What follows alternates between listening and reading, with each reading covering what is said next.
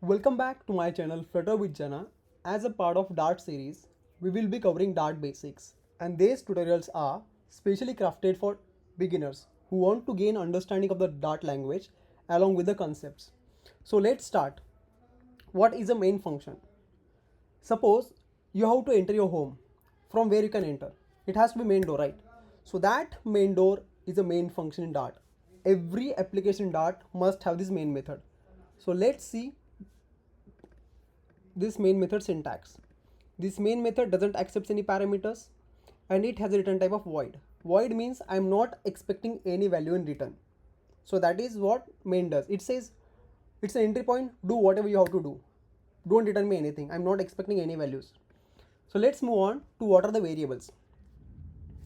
It is a space in a memory that stores a value. Now if you see, this is a memory, name, age and is it raining? So these are the variables.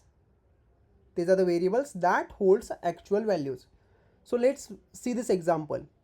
If I see string, it is a data type of that variable. So name and value Janardhan. So in a memory, name is stored. This is a reference, memory reference, and this name actually holds a Janardhan's value. So same goes on for the integer. Int is data type, age is a variable, and 30 is the actual value. So let's move on to type inference there. Okay, so before that, if you see right this syntax, here data type is a var. So what is this var? Earlier we are writing string, int, bool, but now we are writing var. So this is what we have to learn in a type inference. So type inference is like Dart says, don't type any data types explicitly. I'll do it for you. I'm quite smart enough. So let's see this example. Var name Voyager1. So this is a string. If you write this, Dart will understand and it will convert it to this syntax.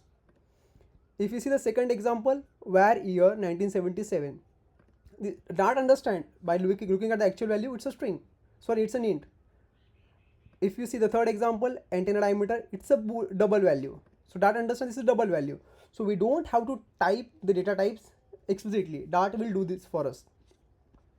So now come to the dynamic variables. What is a dynamic variable? So dynamic variable is something that says I don't know what value I'll be holding. It depends on future. So I can accept any values. So that is where we have to use a dynamic. I have assigned this as string data, then I have reassigned it to boolean, then to integer. So that is how dynamic works. So let's move to the final variable. What is the final? When we make some decisions and we say that is final, we won't change it, right? So that is how final variable works. Once we assign a value to the final variable, it is fixed. It can't be changed. Let's move on to the const variable. Const is a keyword here and it is similar to final, but the time differs.